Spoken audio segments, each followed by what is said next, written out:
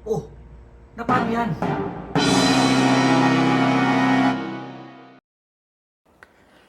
Hello sa inyo mga kaanit ko, mga very pogi. So eto nakikita niyo si Sir no, before laser removal. So si Sir po ay nabotch. So ni-laser po namin siya ng multiple na sessions. Umabot kami ng 5 sessions. Ayan po kung makikita niyo si Sir no. Kaso may problema po ako sa bandang harapan niya, no? Masyado na pong malalalim, parang pinanggigilan siya, no? Uh-oh. Pinanggigilan. So, ito po muna yung before and after ng laser session niya, no? Before at yung 5 times siyang na laser. So, ayan po, ang problema sa kanya yung dito niya, no? So, ang ginawa natin ay sinungkit ko yan manually. Huh? Po mga kaanit.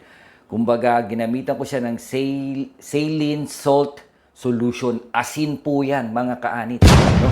Sinungkit ko siya ng manually para matanggal yung well-defined na parang line niya dito. No? Para pag gumawa tayo ng mga soft hair impressions, eh hindi makikita yung linya na very strong na linya na yon. Mahapdi po yan, mga kaanit. Masakit din po yan. Kaya lagi ko po kayong pinag-iingat. Ano?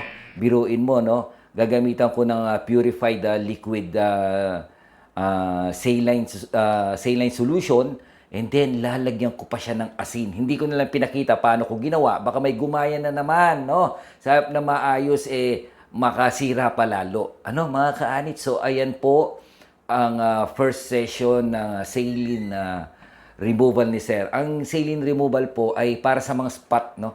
Spot reduced, no? Kasi po hindi na po kaya ng laser, baka masunog na lang yung balat niya o magkaroon siya ng hyperpigment yung skin niya, no? Mamula. Katulad dun sa nangyari na nagpa-laser siya sa ewan ko kung saan yon, sumobrang lakas yung kanyang settings, sa parameter ng settings ng kanyang laser, kaya namula, no, hindi na matanggal, no. May video po ako noon, ilalagay ko na lang ang link diyan.